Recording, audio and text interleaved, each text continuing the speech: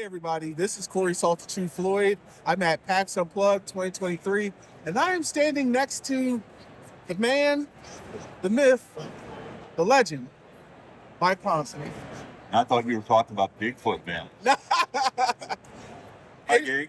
We're hanging out, and we kind of wish you were here because we got a lot of new, exciting, fun stuff that we're doing. But this gentleman's got a lot of questions he's got to ask me, so let's get started. So, of course, we all know you from, I know you from this great game called Cyberpunk that I just learned that's a franchise. that has now exploded into a big phenomenon on so many different tiers. How does it feel? Weird, actually. No, you got to figure. We've always kind of wanted to do this, but remember, the industry was not as big when we started out doing this. And now we have all the television stuff, we got all the TikTok stuff, we got YouTube channels in it. So it means that there's more to this than just the gaming on it. And when that happens, it's got this way of getting critical mass, and that's amazing. It really is. And one of the best parts to me is just because there's been evolution, especially in the video game as well as the hit anime. Oh yeah. The game has only gotten more fierce. Oh yeah. So, that's the thing. I've worked in video games before, and when we had kind of a bad launch there at first, but I've gone through that. There are times when you got to push it out, and you kind of go, "Damn, I really wish I had." But the thing is, I'm always back at CD. They went back and said, "We're going to fix this thing," and they fixed it, and they fixed it hard. So what we've got now is the game that it was mostly there, but I think we've got an awesome game now. And it lives up to all the other things we're doing. The comics is living up to Ed Runners. It's living up to whatever live action stuff we're going to do. So I'm and audiobook. And audiobooks. Oh yeah. So I have trouble keep track of all that. Yeah. So right now, there have been some new additions to the Cyberpunk game. Can you go over it a little bit without giving us the whole enchilada? What part do you want? Do you want? I mean, remember, you're talking 60 years of history at least in the world. Well, so now, let's say go over Red a bit more, because a lot of folks are still just walking in, and now they're starting to pick up the Red books more. Okay. So give them a little walk. Okay. When I did Cyberpunk, I originally thought of it as something like a long-term comic. I'm a comic reader. I went, I want to get that feeling of it's an art. I want to keep the art. So 2013 was about kind of coming out of everything that blew apart during the collapse in America. And you kind of find out what's going on. Then you get to 2020 and it's a mature version of that. So what you're dealing with then is a world that's pretty damn dystopian, but you can still make changes, stuff's still going on, you're out on the street doing the battles. But at some point we start thinking about, we say, this is going to stay like this forever, we don't mess with it. So we decide to have a war. So we have what we call the Fourth Corporate War, and that was basically all the corporations that have been running everything actually stepping up and getting into it. So it ends with Arasaka, big bad boys, and Arasaka basically is in the middle of a battle with Militech, and somebody sets a nuke off, and they wipe out the middle of Nightcity. Well, that's great because it clears the board. New heroes can come up. Some of the heroes are an unknown. For example, Johnny Silverhand, who we're going to meet again in 2077. We don't know what happens yet. So it allowed us to kind of shake the game up and make new things to come in. So Time of the Red is right after. It's like within 20 years of the bomb, of the collapse and all that. One of the big things we wanted to do was we wanted to make it a world that was kind of a real post-war situation. It wasn't where you couldn't get stuff, but you had to know who you're going to talk to. There's more black market. There's more, people you've got to deal with on the street. You can't just go down to some place and, buy your guns. You got to figure out who has your guns. You got to know a guy who knows a guy. So fixtures actually got to be a lot more important. And it's also an aftermath. So you've got to live with all of the hangovers from the weapons, all the hangovers from the biological shit that's been going down, everything. And when I started doing this, it was kind of interesting because we were beginning to talk to CD Projekt. And we actually, I named the game at that point Cyberpunk Red, not because of CD Projekt Red, but we color coded all the various versions. So there was a Cyberpunk Green, there was Cyberpunk Black, and so forth.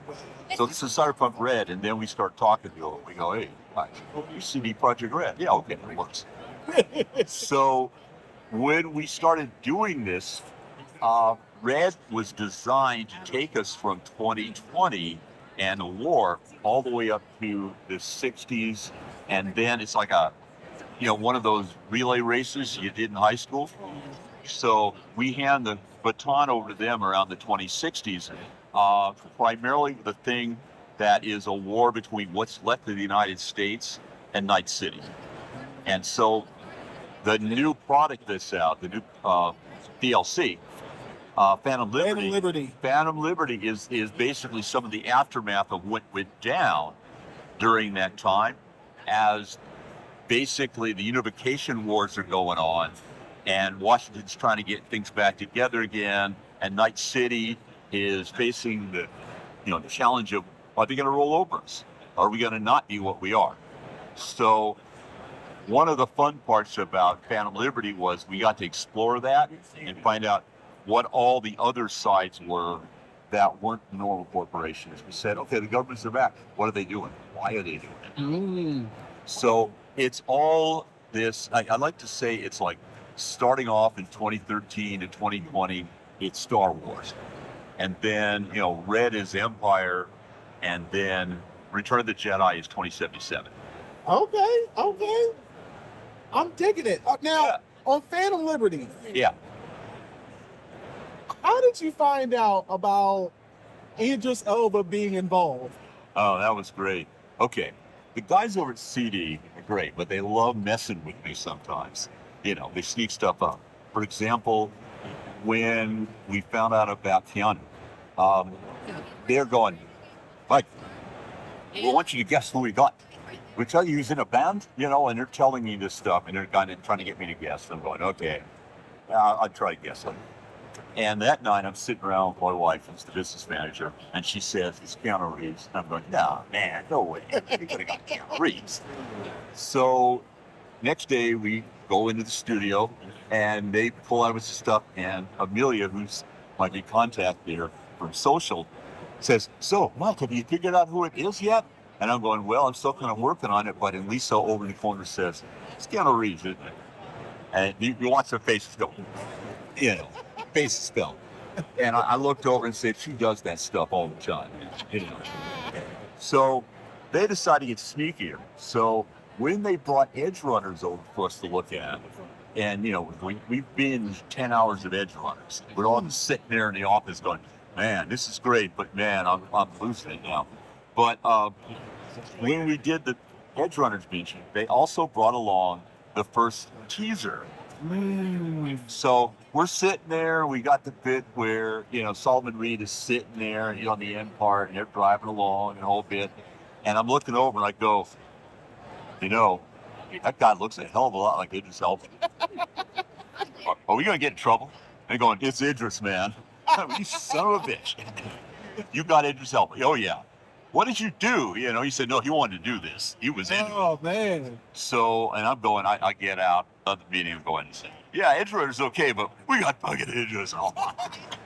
So, I decided to sign a fanboy. It's big, but you're just like, listen, Studio Trigger, that's great. Yeah. Oh, but we got Idris. Oh.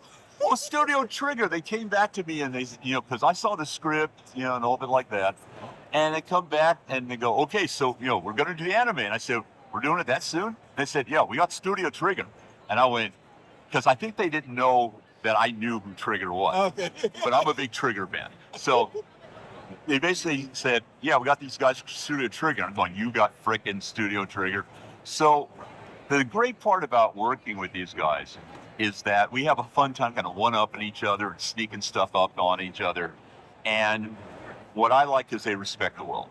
They respect what we created. And that's what makes it fun. And the whole world was happy about Edge Runners, but then we were like, yeah, Studio Trigger's working it. That's where it was like, whoa, wait. Yeah, step back, man. Wait. It's like, wait a minute. Because we all know how Studio Trigger operates, so we're like, oh, this is about to be a good time. Yeah. Well, I had just seen the Star Wars stuff they'd done. And so I'm going, Visions, that's, right? yeah. And I saw Visions and said, okay, this is going to be fun. And, I thought, I was a big fan of a lot of the stuff, and I didn't know what they do, but I knew it wasn't going to be boring. And what amazes me is how much they got the textural feel of living in Night City.